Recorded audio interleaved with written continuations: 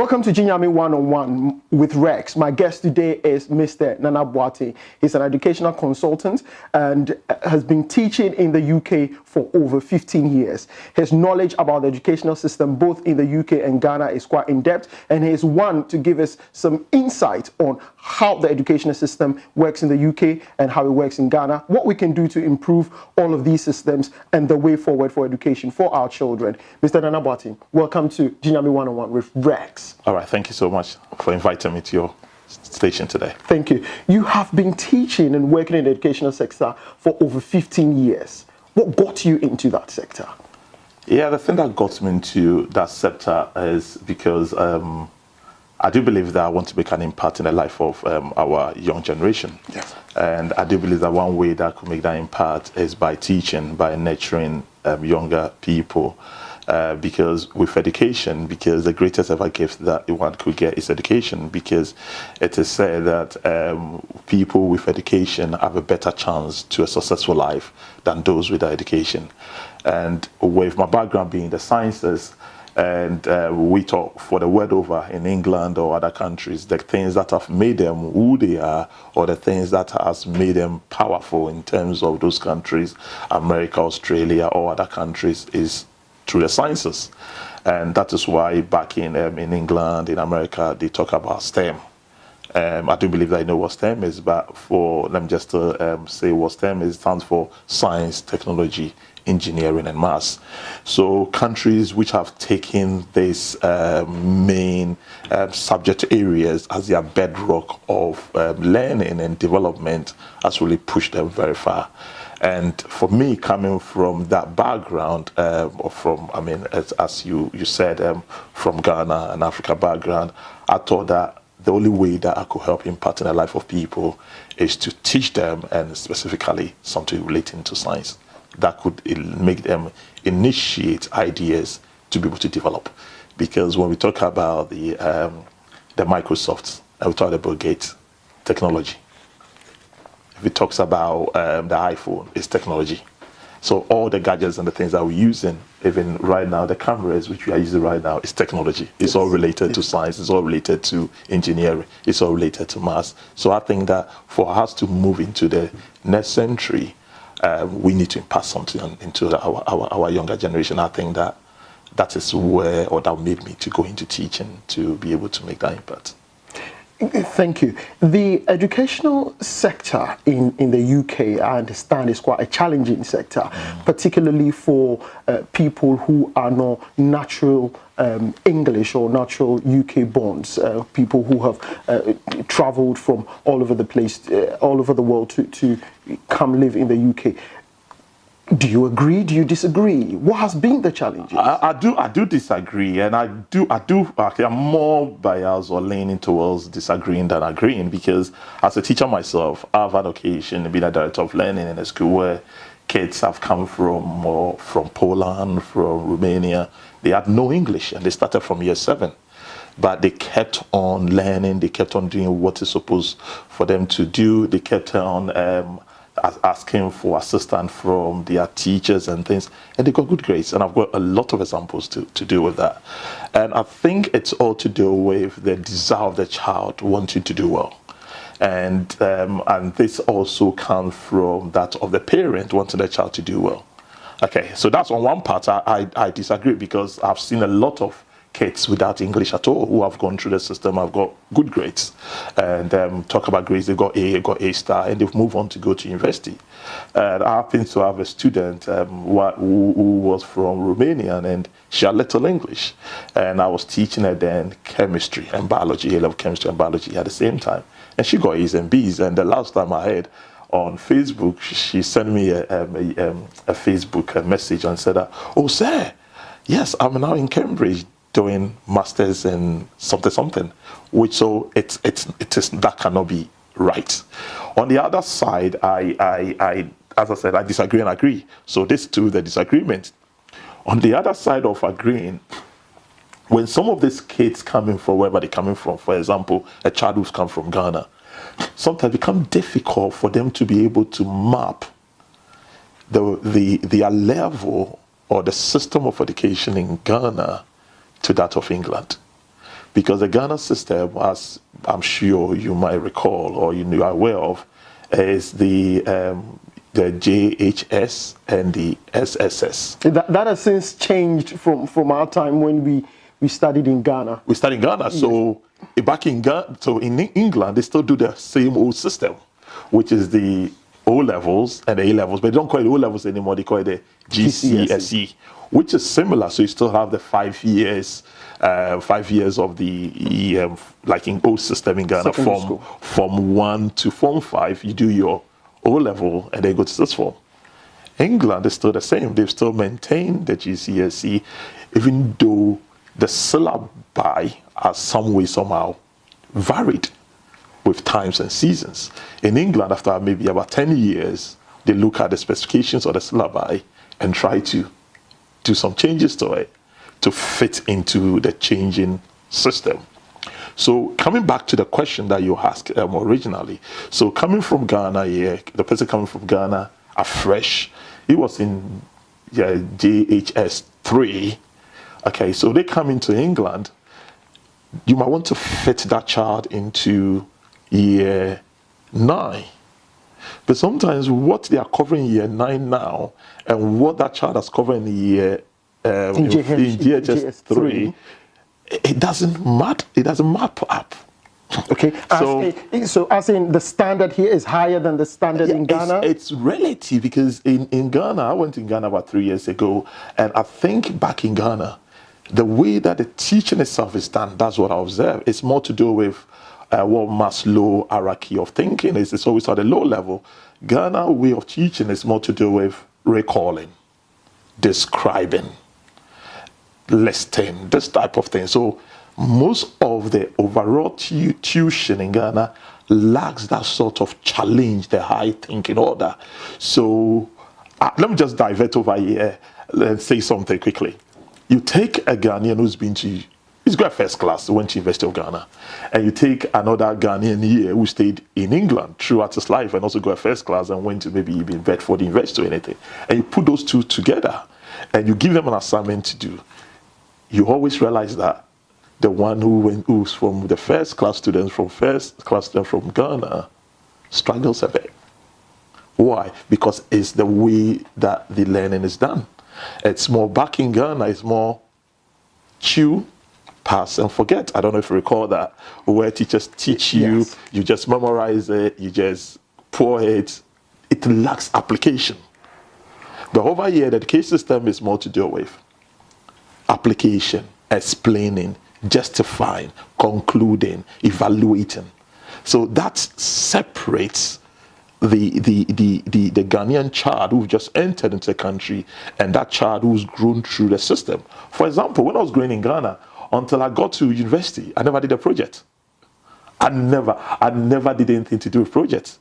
Is that the case also in some of the very highly rated private schools in Ghana? I think things are changing. I believe that things are changing for better because most people are not educated. Some of these private universities have got links to schools in England.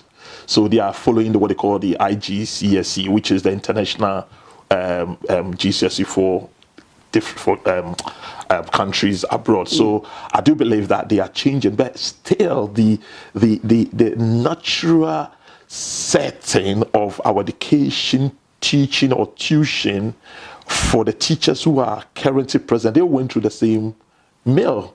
So you cannot go through an old mill sometimes and start churning out a new mill. It's still the same old mill. So their way of teaching is the same. Because I went to Ghana, I went to the University of Ghana, and it's the way of teaching. I came to this country, went to school over here, you compare the two and it's different. Whereas over here, the lecturer in this country will come and say, right guys, today this is the topic we want to do. Go our way, I want you to research pages, this, research, summarize. In Ghana, a lecturer, maybe some of them have changed, come in, stand there, talk, there's that. Sometimes you don't even know what the main objectives are. Over here, things are planned ahead. How come that a Ghanaian-born man studied in Ghana, acquired his tertiary education in Ghana, come to the UK, and he is a successful teacher in the UK? Whereas some other Ghanaians or from other African or countries come to the UK attempting to break into the educational sector, and they are unable to do that. Could you repeat that question again now? Because I think I'll not get it clearly. Mr. Nana Boateng, you studied in Ghana. Yeah. And you are now an experienced teacher. You are the director of EduPlus and also a consultant with STEM Teachers Recruit. Yeah. You are clearly doing well in the educational sector. Yeah. You are someone that a parent will want to tutor their child to excellence. Yeah.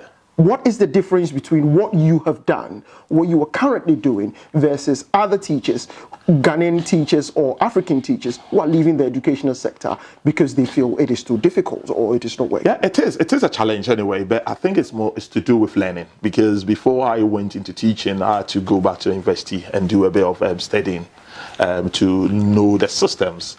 And when I started teaching in England, it was quite difficult one, because I decided to go back to the basis and look and study the whole system and look at what did they do which is different from what we do in Ghana.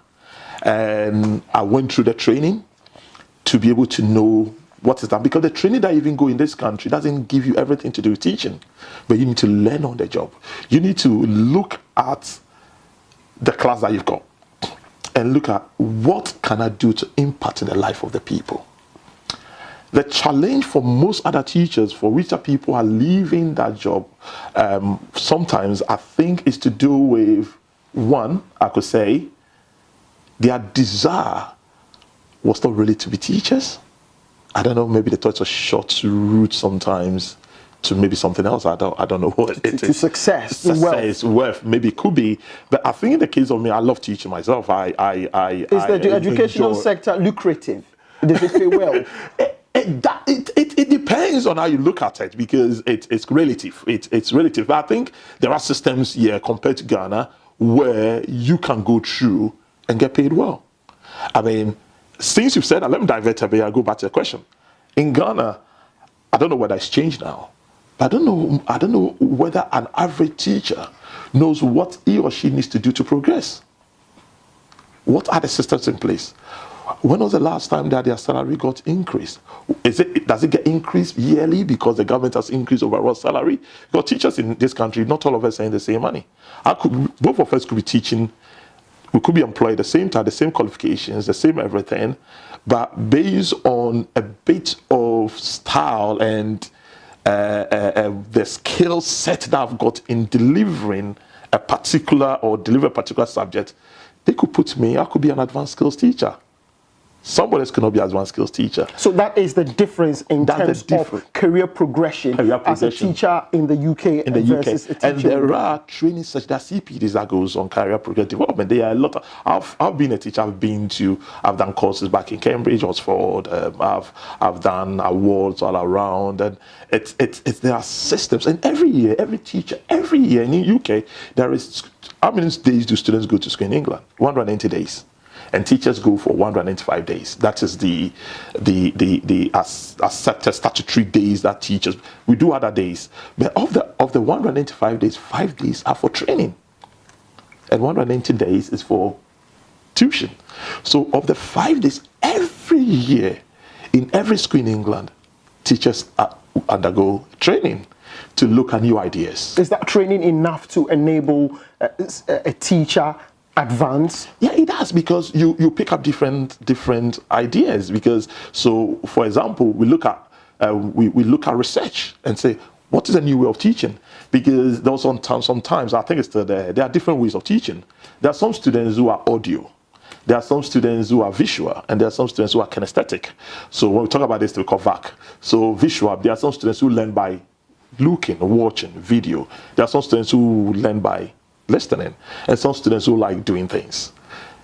These things were not there previous, but as time goes on and research are being done, training is done for teachers every year, so they pick up different strategies. So for example, in the school that I do a bit of work for them now, I was speaking to a colleague and we were on a duty, and I was just saying that, you know, that you can do teaching simple by doing what we call just diagrams. And I said, wow, Nana, you've taught me something. You've done my lesson for me for the week. I've taught him something, because we are always sharing ideas on how to improve on our practice. So on the 5 days out of the year that we have, we sit down, people with ideas which is working, and how could they know your ideas are working? Over here, teachers have the responsibility to make sure the child is doing well. And sometimes in some schools, the progression of a teacher is based on how well the kids do. So as a teacher, you need to have systems in place and look at ways and means that you could let the kids enjoy your lesson and do well. So therefore, if this teacher is able to take a group of students within maybe 3 months, and they could see that they've made progress over a period of time, some leader out there, or maybe assistant teacher or principal, or one of your director of learning will, wow, these results look good. What did you do? So they would like to do what? Share the ideas with them. And by so doing, those ideas can therefore be what? Shared with other people. It will be replenished across. Then becomes a training. So the training sometimes not done by external people. It's within the same teachers themselves in the school. They pick ideas from there. They share the ideas. So they and their teachers are improving. But I'm not sure in Ghana, is there any specific training for teachers after you finish the teacher training school? Because while I was a student in Ghana, I don't remember any time that any of our teachers said that we're going for a training. I don't know whether you do remember. Hold that thought, Mr. Nana Boateng. I've been speaking to Mr. Nana Boateng, who is the director of EduPlus and also a consultant with STEM teachers recruits here in the UK. We have been discussing some of the differences between the educational systems here in the UK and here in Ghana, some of the advantages that the teachers here in the UK have, and it has been an interesting conversation. We will quickly want to discuss some of the issues that the children are having, who are our main focus. What is the difference between the mode of learning for the children in Ghana and here? And how can parents here in the UK actively affect how well their children do in school? Okay, right. I think the mode of learning is not quite different. It's quite similar. But as I said before, I did say things to do with the fact that back in Ghana, it's still the old system where it is chew, pass, and forget. So the whole idea is that parents that you've got this to learn, memorize it, get the exams done, pass it, that's it. But over here it is learn it, understand it, apply. Okay, so that's one of the different ways. But over here, what parents do, I think parents need to do, is to knowing what the children are doing at school themselves. On the internet, you could get it on the internet. You could ask their school teacher, said, I want to find out, what are you learning? Because when you go on BBC Bitesize, everything that we do at school, BBC Bitesize have got a bit of a summary of BBC Bitesize. Bitesize, okay. Every BBC Bitesize has got a bit of information on every subject. We've got the key stage 1, the key stage 2, the key stage 3, the key stage 4. So therefore, parents can go there and even up their case, read with them, look at the homework they've got. You might not really understand it, but you can go on the internet, BBC Bitesize with them together, and just look at it. What they could also do, there are a lot of revision guides and all the bookshelves on Amazon. They saw the revision guides, which is mapped to the curriculum of schools. Parents could also buy some for them to use, and that's one thing that they could do in England. That's it. In Ghana, I think the mindset must change. I think because the system in Ghana, I do believe that some of them are changing, though it's all to do with position. A parent is expecting the child to be first, second, third. But in England, we don't do those type of things. We'll come back to that. I have been speaking with Mr. Nana Boateng, who is the consultant for STEM teachers recruit and also the director for EduPlus, which is an educational organization here in the UK. Thank you very much, Mr. Nana Boateng, for coming on to Jinyame 101 with Rex. We'll soon be having you on the show because there is more we need to talk about. Yeah. My next question when we next meet will be private tuition here in the UK and in Ghana. It's been an absolute pleasure. All right, thank you. Thank you. Thank you for having me.